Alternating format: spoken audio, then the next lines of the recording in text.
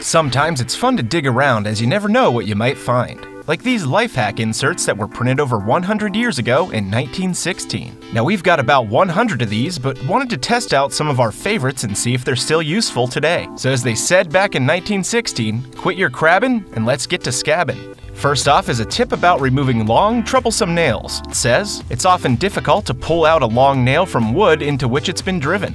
If, however, a small block of wood be placed under the pincers, the nail can be pulled out without difficulty. We took some scrap wood and pounded in a nail, making sure that it was in there really good. Attempting to remove it using just the hammer as its own point of leverage wasn't very effective. Even trying with a small wooden plank didn't produce much help. This one was going to need something serious to serve as a base, as it literally wouldn't budge. Using the basic premise of the card ended up working in the end, but a brick was required. It provided enough height and sturdiness to leverage the nail out of the block with some serious force. So if you're in a situation with a stuck-in nail, grab yourself a sturdy panel and use it to get more prying force. Works like a charm once you figure out the right height that's needed. Alright, let's check this one out. How to take ink stains out of a handkerchief. It reads, a fine linen handkerchief which has had the misfortune to become stained with ink can be restored to its original spotlessness. When the accident occurs, the handkerchief should at once be plunged into milk. Now, while handkerchiefs aren't necessarily a common accessory nowadays, the premise should still apply to other fabrics, such as a white t-shirt. I drew all over a small area with a pen to make sure the ink set in well. Simple lines were all that were needed to try this one out. Next up was to take a small bowl and add some milk to it to see if it can remove the stain. So after pouring that in, you have to get the fabric in there and give it some time to soak and saturate itself with the milk. So let's set this one aside and give it some time to chill in the milk while it works its mysterious powers of stain removal. In the meantime, let's check out this bread slicing tip. As this card reads, the difficulty of cutting new bread into thin slices can be readily overcome by the following expedient.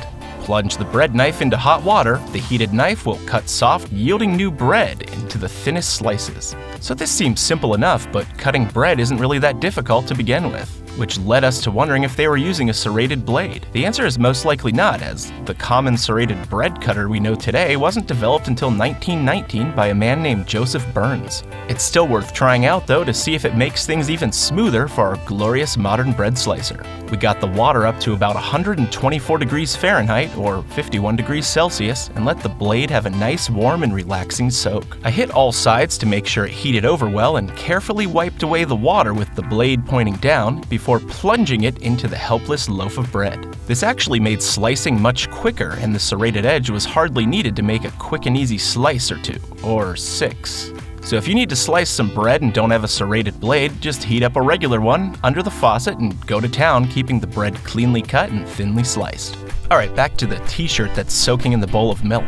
After about 20 minutes or so, the shirt was removed and it was clear that the ink was still fairly ingrained into the fabric. But you can never really get rid of a stain without a little scrubbing, so this shouldn't be any different. With a coarse sponge, I rubbed the ink stains fairly hard until the ink seemingly bulked up with the fat in the milk and started to release from the t-shirt. If you look closely, you can see little particles rubbing out. While this didn't fully remove the ink stain, it did do a good job of getting it to a much more reasonable level than before. So that being said, if you're really in a pinch or just want to avoid harsh chemicals, try a little milk mixed with some elbow grease and water. Now this is one of my favorites, cleaning your boots with a lemon. The card says, new boots are sometimes very difficult to polish. A successful method is to rub the boots all over with a half lemon, after which they will easily polish. Seems simple enough to try, so I sliced up a lemon and got my grungy boots that were last worn in the Nevada desert a couple years ago. If the lemon could cut through this, then it's surely a great alternative method to cleaning up your old leather boots. By working the lemon slice all over the boot, making sure it hit all the nooks and crannies, it became pretty clear that it was doing a good job and really working out that caked on mud and dirt. I hit both sides pretty hard, trying not to leave too many pieces of lemon on the shoe. When you're done, you just wet a cloth with water and rub away all the little seeds or strings that lemon left behind, giving you a fantastically clean boot that is ready to go. If you wanted to take it a step further, you could also add polish at this point to rejuvenate even the worst old boots. Moving on, and here comes a tip about keeping your flowers fresh longer. When sending choice flowers a long journey by post or otherwise, an excellent way to keep them from fading is to insert ends of stalks into small holes or slits cut into a raw potato.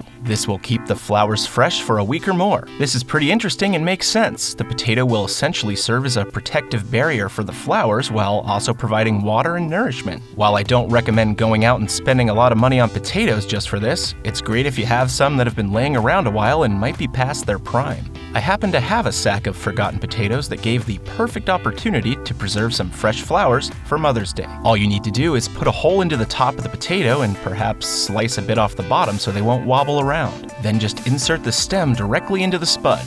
This will also serve as a makeshift flower stand of sorts. So if you had a way to cover them, it opens up many possibilities to keeping your flowers freshly on display for a much longer period of time. If you want to save space as well as taters precious, just get a big one and punch as many holes in it as you need. This is going to serve as a home base for your potato-powered flower preserver.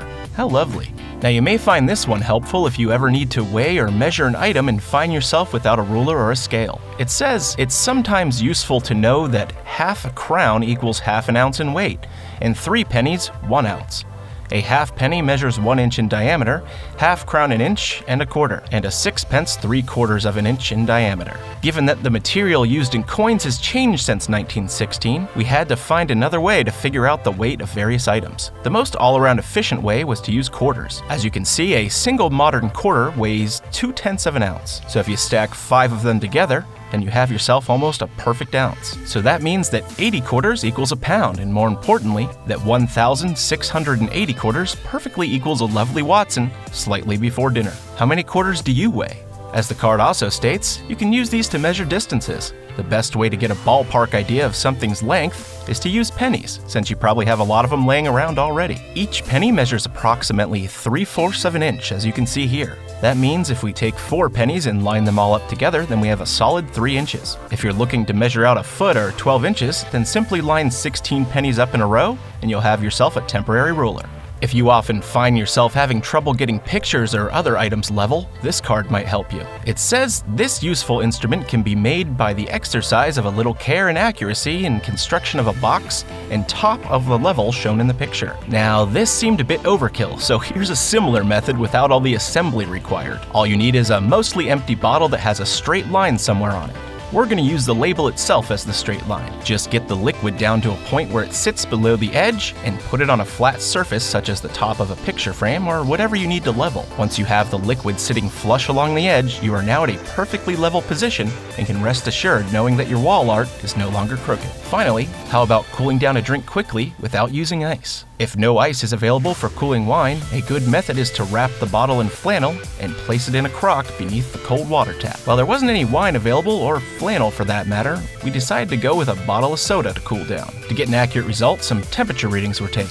This soda was sitting around 73 degrees. Next, just grab a kitchen towel and wrap it around the bottle as many times as possible until it's sitting snugly. This will serve as an insulator to keep the cold in. Just place the wrapped bottle into a bowl and turn on the cold water tap. Let the faucet run on low for at least a few minutes, or go with the suggested 10 as the card stated. This works surprisingly well, dropping the temperature more than 10 degrees in a relatively short period of time. Obviously, the colder your tap water is, the better, but if you're really craving a cold beverage on the quickness, then bottoms up and enjoy. Thank you so much for watching. You won't want to miss what we have coming next, so be sure to hit that subscribe button and turn on those notifications to join our notification squad. We'll see you soon with more interesting tips, tricks, and various other entertaining tidbits to keep your brain sharp.